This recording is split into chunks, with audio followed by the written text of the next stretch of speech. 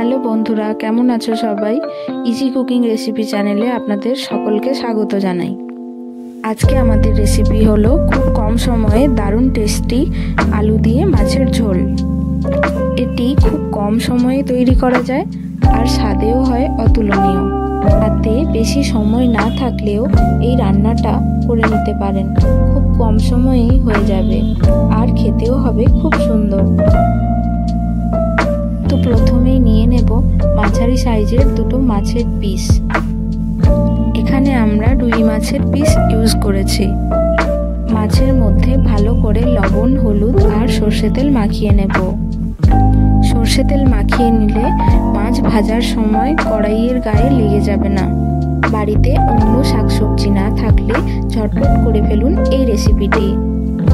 নিয়ে নেব পরিমাণ মতো আলু, তরকারির মতো কেটে নিয়েছি। নিয়ে নেব পরিমাণ মতো পেঁয়াজ কুচি।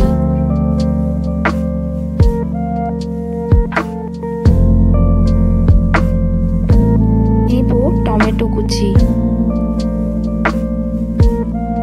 নিয়েছি কাঁচা লঙ্কা। তোমরা বেশি ঝাল খেতে পছন্দ করলে আরো লঙ্কা নিয়ে নিতে পারো।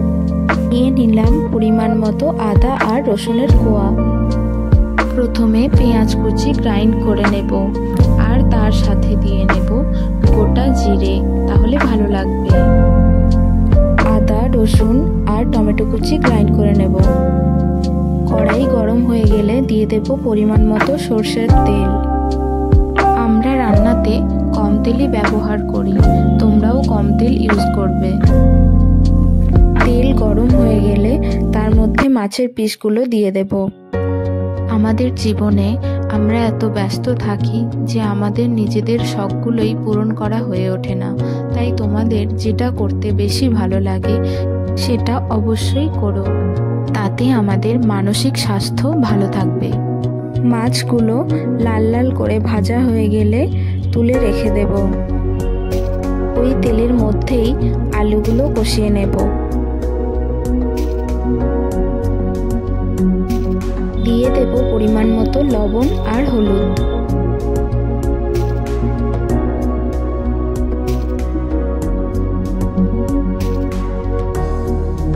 হয়ে গেলে আলুগুলো তুলে নেব। এবার গরম তেলের মধ্যে ফোড়ন হিসেবে দুটো শুকনো লঙ্কা, তেজপাতা আর কালো জিরে দিয়ে দেব। 2-3 সেকেন্ড নাড়িয়ে নেব। দিয়ে দেব পেঁয়াজ আর জিরের পেস্ট।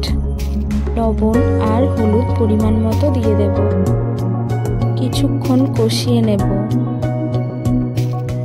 একটু তেল ছেড়ে গেলে দিয়ে দেব অল্প জল আর তার মধ্যে দিয়ে দেব শুকনো লঙ্কার গুঁড়ো। এই সময় আমি এর মধ্যে দিয়ে দিই একটু গুঁড়ো গরম মশলা। জানো তো, আমারও মাঝে খুব দুশ্চিন্তা হতো। তারপর আমি আমার শখের জিনিস বেছে নিলাম। দেখলাম রান্না বান্না করলে আমার ওই দুশ্চিন্তাগুলো মন থেকে চলে যাচ্ছে। তোমরাও নতুন কিছু শুরু করতে পারো। তেল ছেড়ে গেলে এর মধ্যে দিয়ে দেব টমেটো, আদা, রসুনের পেস্ট। তারপর সমস্ত কিছুকে একসাথে ভালো করে মিশিয়ে নেব। আরও ঘরোয়া রান্না পেতে আমার চ্যানেলটিকে প্লিজ সাবস্ক্রাইব করে দিও।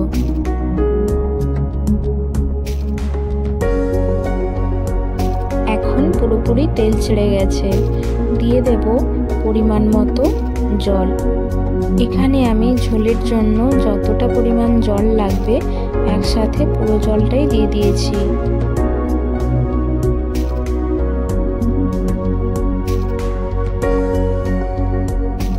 ঝোল ফুটে গেছে। এর মধ্যে দিয়ে দেব আলু আর মাছের পিসগুলোকে। 5 মিনিটের জন্য ঢাকা চাপা দিয়ে রেখে দেব। 5 মিনিট হয়ে গেলে ঢাকা খুলে দেব। গ্যাসের ফ্লেমটা অফ করে দেব। কড়াই থেকে অন্য বাটির মধ্যে আমি তরকারিটা তুলে নিলাম। Now it's ready for serve. রান্নাটি ভালো লাগলে লাইক, কমেন্ট, শেয়ার করে দিও।